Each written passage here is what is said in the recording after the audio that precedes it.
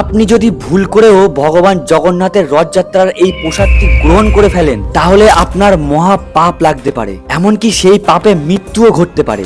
আসলে যখন ভগবান জগন্নাথ দেবের রথযাত্রা বার হয়, তখন সেখানে শুধু ভক্তরাই অংশগ্রহণ করেন না, মান্যতা অনুযায়ী সেখানে দেবদেবীর পাশাপাশি ভূত প্রেতেরও উপস্থিতি থাকে বলে লোকবিশ্বাস রয়েছে।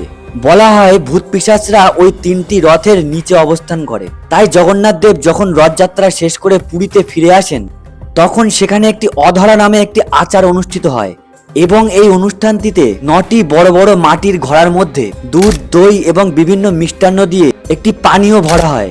এরপর সেই ঘোড়াগুলিকে 3টি রথের মধ্যে রাখা হয় এবং সেটি ভগবানের অধর অর্থাৎ ঠোঁটে স্পর্শ করানো হয়। এরপর পুরোহিতরা সেই ঘোড়াগুলোকে ভেঙে ফেলেন, যাতে রথের নিচে অবস্থানকারী সেই ভূত পিশাচরা গ্রহণ করেন। তাই লোকবিশ্বাস অনুযায়ী কোনো ভক্ত যদি সেই প্রসাদ গ্রহণ করে ফেলেন, তাহলে তার মহা পাপ লাগতে পারে এবং সেই পাপে তার মৃত্যুও ঘটতে পারে, কারণ এই প্রসাদটি নাকি শুধু ভূত পিশাচদের জন্যই নিবেদিত। তো ভিডিওটি ভালো লেগে থাকলে কমেন্টে জয় জগন্নাথ লিখতে ভুলবেন না।